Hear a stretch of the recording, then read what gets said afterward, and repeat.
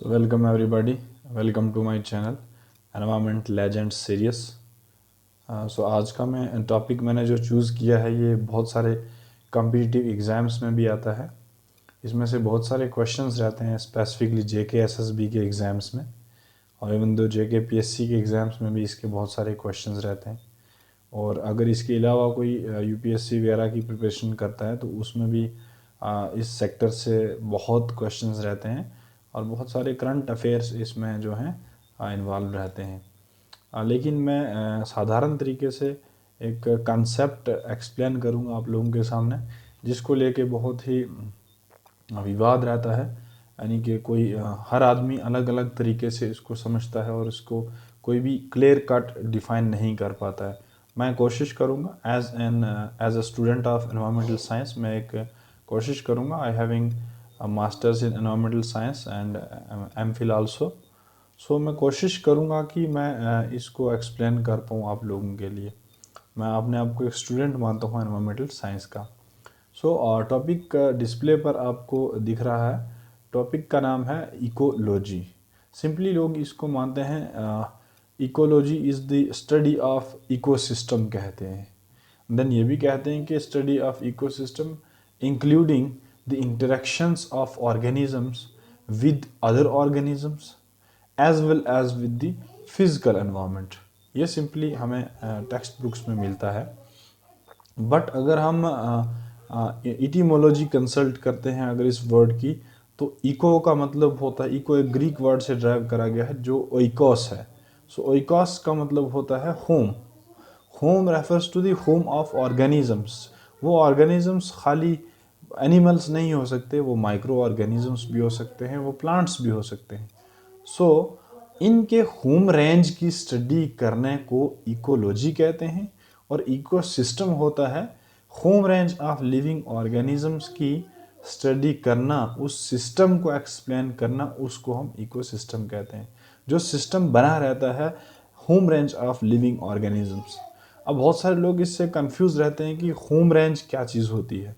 तो मैं आपके लिए बताना चाहूँगा, होम रेंज किसी ऑर्गेनिजम्स की होती है कि अगर फॉर सपोज एक ऑर्गेनिज्म एक ले लेता हूँ मैं, लायन है फॉर सपोज। सो लायन किस एरिया तक अपने रिसोर्स कलेक्ट करने के लिए ट्रैवल करता है, चाहे वो उसका रिसोर्स वाटर हो या चाहे उसका प्रे हो।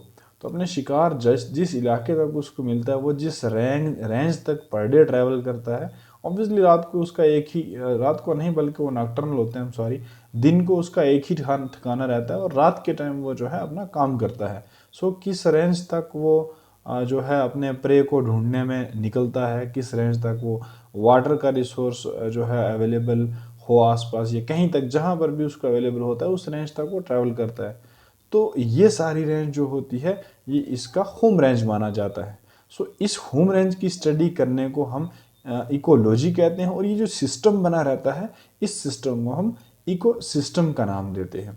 अब इकोसिस्टम इतना आसान नहीं होता, ये बहुत ही कम्प्लेक्स होता है अपने आप के बीच में। वो इसलिए होता है बिकॉज इकोसिस्टम जो है एक ड्रॉप ऑफ वाटर जितना भी हो सकता है। ड्रॉप ऑफ वाटर कितना होता है, बहुत माइन्यूट होता है। और एक ओशन जितना भी हो सकता है। तो बड़े से बड़ा इकोसिस्टम भी हो सकता है और छोटे से छोटा इकोसिस्टम भी हो सकता है। सो हम इकोसिस्टम की जानकारी अभी नहीं लेंगे। मैं सिर्फ इकोलॉजी पर जो है वो कंसल्ट करूँगा, इकोलॉजी आपके सामने रखने की कोशिश करूँगा। So ecology, logy means to study. तो इसको लॉगी भी पढ़ते हैं कई लोग, लेकिन एग्जैक्ट प्रोनाउंसिएशन लॉजी होती है। तो इकोलॉजी में हम जो है स्टडी करते हैं home range of living organisms. अब होम रेंज में क्या क्या इन्वॉल्व होता है, जो भी चीज़ अवेलेबल इसमें होती है, यानी स्पेसिफिकली इंट्रैक्शंस की हम बात करते हैं। यानी फॉर सपोज एक ऑर्गेनिज्म है, वो organisms in search of food जब होता है तो वो किससे मिलता है, क्या फिजिकल एंटिटीज़ उसको जो है रास्ते में मिलती हैं या उसको उसकी लाइफ को अफेक्ट करती हैं। या फिर ऐसा भी हो सकता है कि कोई बायोलॉजिकल एस्पेक्ट उसके रास्ते में आती है, वो उसको अफेक्ट करती है। अफेक्ट याद रखेंगे, इन हमेशा नेगेटिव में नहीं लेना है। ये इफेक्ट कोई भी हो सकता है, चाहे वो पॉजिटिव इफेक्ट हो चाहे वो नेगेटिव इफेक्ट हो। जैसे जैसे मैं आपको बताता हूँ, एक लायन अगर निकलता है अपनी होम रेंज में प्रे की सर्च में, तो उसको रास्ते में फास्ट उसका जो टारगेट होता है, मान लो उसको पता है कि एक एरिया में जो है बहुत सारी डेर रहती हैं और रास्ते में उसको कोई और जानवरों का हर्ड मिल जाता है, किसी और का मिल जाता है, मान लो वाइल्ड बीस्ट हो सकता है। सो ये एक अपॉर्चुनिटी है उसके लिए, इंटरेक्शन तो है ही एक्स्ट्रा में। सो उसकी इंटरेक्शन इससे होती है, उसको इससे बेनिफिट मिल जाता है। This is a part positive side of effect. अब नेगेटिव साइड ऑफ इफेक्ट जो है वो अलग होती है। वो अलग ही होती है कि मान लो एक टोली जो होती है शेर की, वो निकलती है अपने किसी प्रे की सर्च में, तो रास्ते में उसको एक टाइगर मिल जाता है या फिर टाइगर की पूरी कम्युनिटी मिल जाती है। हालांकि टाइगर अकेला ही रहना पसंद करता है, बट अगर टाइगर्स बहुत सारे मिल जाते हैं तो वो उनको खदेड़ देते हैं, अपने इलाके में नहीं जाने देते हैं।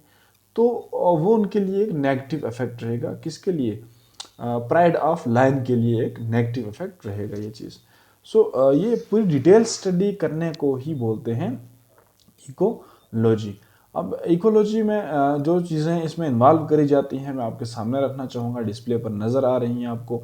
पॉपुलेशन ग्रोथ, उसके बाद कंपटीशन, सिम्बियोटिक इकोलॉजी का relationship like mutualism, trophic relationship, energy transfer from one section of the food chain to the next, biodiversity, migration and physical environment interactions.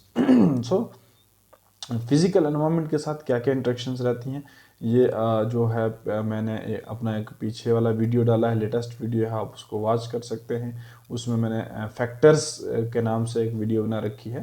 हालांकि उसमें सारे फैक्टर्स नहीं एक्सप्लेन करे, तो वो फैक्टर्स जो हैं बहुत सारे फैक्टर्स होते हैं। जस्ट लाइक लाइट हो जाता है, टेम्परेचर हो जाता है, रेन हो जाता है, टोपोग्राफी होती है, क्लाइमेट होता है, विंड होती है, उसके बाद नॉर्मली एयर भी हम मान सकते हैं, पोल्यूटेंट भी कोई एक फैक्टर हो सकता है। सो इस तरीके के बीच में रिवर स्ट्रीम भी एक फिजिकल फैक्टर है, ह्यूमिडिटी है। सो इस तरीके के बहुत सारे ऐसे फैक्टर्स होते हैं जो किसी एक ऑर्गेनिजम्स की लाइफ को अफेक्ट करते हैं। अब वो इफेक्ट पॉजिटिव हो सकता है, नेगेटिव हो सकता है। जैसे कोई अगर एक हिरन है तो वो उसको दिखता है कि बीच में रिवर है, मान लो वो रिवर के इस साइड है, तो वो दूसरी तरफ जाना चाहती है रिवर के, क्योंकि वहाँ पर अच्छा खासा ग्रास की जो है वो ग्रोथ है। तो ऑब्वियसली वो ग्रास पर फीड करने के लिए ट्राई करेगी कि मैं उस पार जाऊँ, लेकिन बीच में रिवर है। अब रिवर स्ट्रीम बहुत ही भयानक है, बहुत बड़ी है, क्रॉस करना इतना ईजी नहीं है।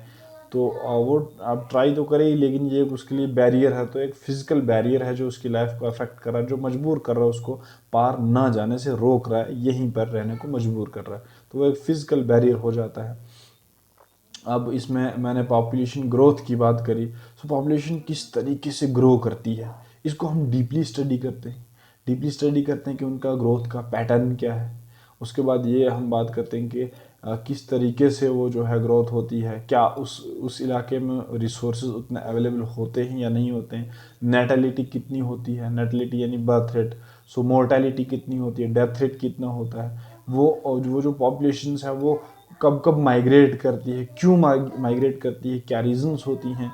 देन उसके बाद मैं कंपटीशन की बात करूँ, दो तरीके के कंपटीशंस इसमें रहते हैं। एक इंटर स्पेसिफिक रहता है, दूसरा इंट्रा स्पेसिफिक रहता है। सो इंटर स्पेसिफिक इंट्रैक्शंस जिसमें क्या होता है कि दो स्पीशीज़ के बीच में इंट्रैक्शंस रहती हैं। जैसे मान लो एक वाइल्ड बीस्ट है और दूसरा डेर का है, या फिर मान लो वाटर बफेलो है, तो ये सारे जो हैं ग्रास पर फीड करते हैं। अब ऑब्वियसली अगर पॉपुलेशन दोनों तरफ की बढ़ जाएगी और ग्रास लैंड कम पड़ जाएगा तो आपस में इनका कंपटीशन बन जाएगा, लड़ाई झगड़े तो रहेंगे ही ऑब्वियसली, लेकिन चारे के चक्कर में ये एक दूसरे से जो है बहुत करीब आ जाएंगे, क्योंकि इनको रिसोर्स जो है यूटिलाइज करना होता है। तो बहुत करीब आने से दो स्पीशीज़ के बीच में टकराव रह जाता है।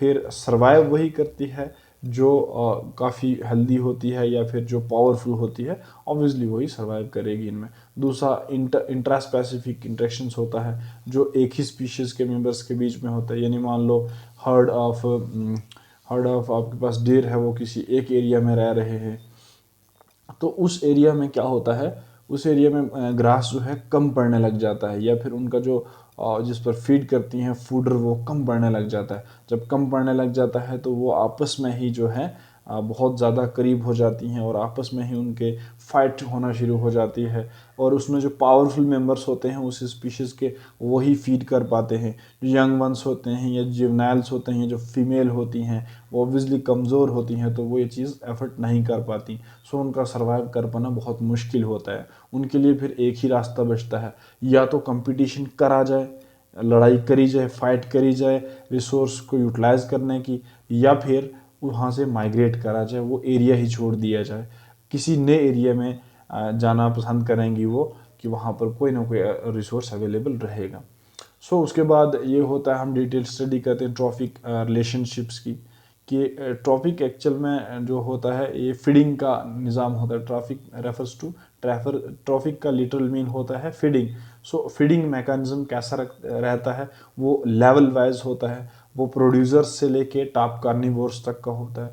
वो किस तरीके से होता है, किस इकोसिस्टम में क्या एस्टेब्लिशमेंट होती है। सो डिफरेंट इकोसिस्टम में डिफरेंट एस्टेब्लिशमेंट होती है, तो वो हम स्टडी करते हैं इकोलॉजी के अंदर। उसमें एनर्जी ट्रांसफ़र का मैकेनिज्म क्या है, कितने परसेंट एनर्जी ट्रांसफ़र होती है, हालांकि वो 10% लॉ ऑफ एनर्जी कंजर्वेशन के अकॉर्डिंग ही होती है, लेकिन फिर भी किस स्पीशीज़ को ज़्यादा अवेलेबल होती है एनर्जी, ये सब चीज़ें हम देखते हैं, क्योंकि अलग अलग इकोसिस्टम का अलग अलग निज़ाम होता है। देन हम ये भी देखते हैं कि बायोडाइवर्सिटी कैसी है, किसी एरिया में बायोडाइवर्सिटी ज़्यादा है, कम है, कितनी कम्प्लेक्स है, क्या मिक्सचर है, वो सब चीज़ें हम इसमें स्टडी करते हैं। माइग्रेशन में बता चुका हूँ। देन फिजिकल एनवायरनमेंट के साथ इंटरेक्शंस, वो भी मैं ऑलरेडी आपको एक्सप्लेन कर चुका हूँ। इसके बाद इसकी ब्रांचेस बहुत सारी होती हैं, लेकिन इकोलॉजी की दो मेजर ब्रांचेस होती हैं। एक ब्रांच का नाम, दो ब्रांचेस हमारे साथ मेजर होती हैं, जिनमें से एक है ऑटो इकोलॉजी और दूसरी है सिन इकोलॉजी। ऑटो इकोलॉजी का मतलब होता है, मैं आपको एक बार ये डिस्प्ले पर आप देख सकते हैं। Auto ecology study of individual organisms और इंडिविजुअल स्पीशीज। जब हम इकोसिस्टम की एस्पेक्ट में किसी एक स्पीशीज की या किसी एक इंडिविजुअल ऑर्गेनिज्म की स्टडी करते हैं, डिटेल स्टडी करते हैं, उस डिटेल स्टडी में ऑब्वियसली उसकी ऑल ओवर इंटरेक्शंस देखते हैं with physical entities, with other biotic organisms, with feeding mechanism, with trophic levels. ये सब चीज़ें हम कंसल्ट करते हैं किसी एक, या तो किसी एक सिंगल ऑर्गेनिज्म के ऊपर हम स्टडी करते हैं, या फिर हम स्टडी करते हैं एक स्पीशीज़ के ऊपर, स्पेसिफिक स्पीशीज़ के ऊपर, तो उसको हम ऑटो इकोलॉजी का नाम देते हैं। दूसरी तरफ सिन इकोलॉजी है हमारे पास। सिन इकोलॉजी होती है, हम क्या करते हैं कि जब हम स्टडी करते हैं डिफरेंट स्पीशीज़ के ऊपर, है ना, या फिर एसोसिएटेड स्पीशीज़ जो एसोसिएटेड टुगेदर होती हैं, बहुत सारी स्पीशीज़ ऐसी होती हैं जो आपस में मिलजुल के रहती हैं, मेल मिलाप में रहती हैं। जैसे अगर आप देखेंगे तो मंकी डियर के हर्ड के साथ अक्सर देखने को मिलते हैं, क्योंकि मंकी जो होते हैं वो ट्री के टॉप पर बहुत ज़्यादा रहते हैं, और वो सिग्नल दे देते हैं डियर को कि आपको कोई खतरा है, कोई शिकारी आपके नज़दीक आ रहा है। तो वो उनके लिए सिग्नल होता है और बेनिफिट होता है, इसीलिए डीर का जो हेड होता है वो मंकी के साथ रहना बहुत पसंद करता है। सो अगर उन दोनों को हम दोनों की एस्पेक्ट्स की डिटेल्स हम स्टडी करेंगे, क्या रिलेशनशिप आपस में है, क्या उनका बाकी बायोटा के साथ है, क्या रिलेशन उनका फिजिकल एंटिटीज़ के साथ है, तो वो सब एक कम्प्लेक्स टाइप में हम स्टडी करेंगे, तो उसको हम नाम दे देते हैं सिन इकोलॉजी। याद रखें, सिन इकोलॉजी को हम कम्युनिटी या कम्युनिटी इकोलॉजी का नाम देते हैं, और दूसरी तरफ हमारे पास ऑटो इकोलॉजी है, जिसको हम पॉपुलेशन इकोलॉजी का नाम देते हैं। इसके अलावा हमारे पास बहुत सारी और ब्रांचेस हैं, जैसे microbial ecology, organism behavioural ecology, population ecology, community ecology, ecosystem ecology, global ecology, जिसको आप बायोस्फीयर का नाम देते हैं। बायोस्फीयर हालांकि बहुत बड़ा पार्ट होता है किसी एक इकोसिस्टम का, टेरेस्ट्रियल इकोसिस्टम के बीच में स्पेसिफिकली। हालांकि इससे बड़े इकोसिस्टम होते हैं, जैसे ओशियनिक इकोसिस्टम, वो तो बहुत बड़ा होता है, लेकिन टेरेस्ट्रियल इकोसिस्टम के ऊपर अगर देखें तो बायोस्फीयर सबसे बड़ा इकोसिस्टम, हालांकि इससे बड़ा होता है बायोम, जिसको नाम देते हैं। बायोम कोई सा भी हो सकता है, वो ओशन को भी हम बायोम बोल सकते हैं। जो बहुत बड़े बड़े इकोसिस्टम होते हैं उनको हम बायोम का नाम देते हैं, लेकिन टेरेस्ट्रियल इकोसिस्टम के बीच में बायोस्फीयर इकोसिस्टम जो होता है वो ज़्यादा बड़ा माना जाता है। सो इसकी स्टडी बहुत कम्प्लेक्स होती है। तो ये भी इकोलॉजी की ब्रांच के अंडर आता है, इकोलॉजी की न्यू ब्रांचेस हैं, क्योंकि आज के टाइम पर जो एनवायरमेंटल साइंस के अंडर जो भी स्टडीज़ आती सो लास्ट में एक चीज़ वो डिस्कस करते हैं, इसकी इम्पॉर्टेंस क्या होती है। हम अगर किसी इकोसिस्टम की अगर स्टडी कंडक्ट करते हैं तो उसका फ़ायदा क्या होता है, हमें क्या फ़ायदा होता है। नेचर को क्या फ़ायदा होता है और किस पर्पज़ से हम ये स्टडी जो है कंडक्ट करते हैं और किस तरीके से ये हमारे एजुकेशन सिस्टम में जो है इम्प्रूव करती है या उसमें हेल्प करती है। सो पहला पॉइंट है, it helps in environmental conservation. पहली बात, एनवायरमेंटल कंजर्वेशन में हमें मदद देती है। कैसे मदद देती है? हम किसी इकोसिस्टम में कोई स्टडी करते हैं तो उसमें हमें ये पता चल रहा होता है कि किस पॉपुलेशन किस स्पीशीज़ की जो पॉपुलेशन है वो डिक्रीज़ हो रही है या इंक्रीज़ हो रही है या रिस्क पे है। तो उस तरीके से हम इसका स्टेटस पता कर पाते हैं, क्या ये एंडेंजर्ड है, क्या ये जो है नियर एंडेंजर्ड है, या फिर ये रेयर स्पीशीज़ है, एंडेमिक है। सो इस तरीके का हम स्टेटस पता करते हैं तो हमें पता चल जाता है कि किसी अगर कोई फॉर सपोज एंडेंजर्ड है तो हमें ये जो जाहिर हो जाता है कि इस स्पीशीज़ को जो है कंजर्वेशन ज़रूरी है, अदरवाइज़ प्रॉब्लम आने वाली है, अदरवाइज़ ये एक्सटिंक्ट हो सकती है। So second one, it ensures proper resource allocation. जब ये हम स्टडी कंडक्ट करते हैं तो इससे हमें ये फ़ायदा होता है, पहली बात, हम डिफरेंट एरिया का रिसोर्स पता कर पाते हैं अपने लिए भी और बाकी दुनिया के जो लिविंग क्रिएचर्स हैं उनके लिए भी। फॉर सपोज अमेज़ॉन फॉरेस्ट जो है उसको उसमें जो बहुत बहुत सारा रिसोर्सेज अवेलेबल है, उसमें बहुत सारी डाइवर्सिटी अवेलेबल है, दुनिया की सबसे ज़्यादा डाइवर्स एरिया वही है। तो वो देखो, एक बात आपको जाननी होगी कि कोई भी रिसोर्स क्या होता है। रिसोर्स वो होता है जिससे हमें कोई बेनिफिट मिल पाए। फॉर सपोज हमारे लिए प्लांट भी रिसोर्सेज है, हमारे लिए बाकी ऑर्गेनिजम्स भी रिसोर्सेज हैं, हम खुद एक रिसोर्स हैं किसी और ऑर्गेनिज्म के लिए। सो इस तरीके से उसके अलावा हम अपने लिए इंसानों के बेनिफिशरी जो होते हैं रिसोर्सेज, जस्ट लाइक फ्यूल हो गया, कोल हो गया। तो इस तरीके से बहुत सारे जो है ये भी हमें जो है रिसोर्सेज हम एक्सप्लोर कर पाते हैं इकोलॉजी की स्टडी करते करते। सो नेक्स्ट है enhance energy conservation. So energy conservation में ये हमें हेल्प करता है, हमें ये पता चलता है कि हमें एनर्जी किस तरीके से कंजर्व करनी चाहिए। फॉर सपोज हम ये इफ़ेक्ट जो है स्टडी करते हैं, जैसे फॉर सपोज वहीकुलर पोल्यूशन से एक फॉरेस्ट एरिया पर कितना नुकसान पड़ रहा है, क्या लिविंग क्रिएचर्स को उससे क्या जो है रिस्क है जो हम वहीकुलर ट्रैफिक इस्तेमाल कर रहे हैं, या फिर हम कोई फैक्ट्री किसी ऐसे एरिया में यूज़ कर रहे हैं जिसका किसी दूसरे एरिया पर जो है इफेक्ट पड़ रहा है, तो वो कितना इफेक्ट पड़ रहा है। वो जब हम स्टडी कंसल्ट करते हैं तो हमें ये पता चलता है कि एनर्जी की कंजर्वेशन करना कितना ज़रूरी होता है। अगर एनर्जी हम बेकार वे में यूज़ करेंगे, इनकम्प्लीट कंबस्शन से यूज़ करेंगे या फिर बैड फ्यूल का इस्तेमाल करेंगे तो एक रिस्क रहती है इकोसिस्टम के कोलैप्स होने की। So next, promotes eco friendliness. तो एक इको फ्रेंडली सिस्टम जनरेट होता है। हम जब कोई भी चीज़ स्टडी करते हैं जो है, हम हर चीज़ एक्सप्लोर करते हैं, हर नया फ्यूल एक्सप्लोर करते हैं, इवन दो हम कोई नई टेक्नोलॉजी एक्सप्लोर कर लेते हैं या कोई ऐसा ट्रिक एक्सप्लोर कर लेते हैं जिससे कि बाकी ऑर्गेनिजम्स को भी कोई नुकसान ना हो और हमें भी कोई नुकसान ना हो। फॉर सपोज क्या होता है कि हम एक रोड की कंस्ट्रक्शन कर रहे हैं, एक फॉरेस्ट एरिया आ रहा है, अब फॉरेस्ट के बीचों बीच रोड जानी है, तो जब रोड फॉरेस्ट के बीचों बीच जाएगी, फॉरेस्ट एक होम रेंज है, तो रोड की वजह से वो होम रेंज जो है वो बाइफेक्टेड हो जाएगी, दो हिस्सों में तकसीम हो जाएगी, फ्रेगमेंटेशन हो जाएगा। अब हो सकता है कि राइट साइड के जो एरिया है वहाँ कोई जानवर स्टे करता हो और पानी का उसका सोर्स लेफ़्ट साइड की जानिब हो, तो वो किस तरीके से जा पाएगा, वहाँ तो बहुत ज़्यादा व्हीकुलर ट्रैफिक होगी, तो वो जो जानवर है ऑब्वियसली वहाँ से माइग्रेट कर जाएगा। एक इकोसिस्टम में एक भी अगर ऑर्गेनिजम्स स्किप कर जाता है तो पूरा इकोसिस्टम क्लैप्स हो जाता है, बैडली फेलियर हो जाता है। तो इसलिए इकोसिस्टम को बनाए रखने में हम क्या कर सकते हैं, हमें इसका एक अल्टरनेटिव निकालना होता है कि हमें रोड नहीं निकालनी, क्योंकि जो ऑर्गेनिजम्स हैं, जो वाइल्ड लाइफ है, उस पर इसका इफेक्ट पड़ रहा है। तो हम क्या करते हैं, एक हम अंडरग्राउंड टनल का जो है इस्तेमाल करते हैं, टनल कंस्ट्रक्ट करते हैं ताकि ऊपर की जो डाइवर्सिटी है उसको कोई फ़र्क ना पड़े और हमारे अपना काम भी हो जाए। सो एक बेनिफिशरी है। दूसरी लास्ट स्टेप है aid in disease and pest control. जब हम स्टडी करते हैं तो हमें ये पता चलता है कि कौन सा ऑर्गेनिज्म हमारे लिए बेनिफिशरी है, कौन सा नुकसानदायक है, किस ऑर्गेनिज्म से हमें क्या बेनिफिट मिल सकता है, किस ऑर्गेनिज्म से हमें ज़्यादा नुकसान मिल सकता है।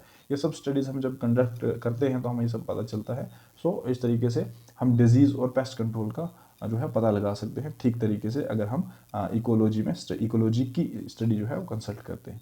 All the best.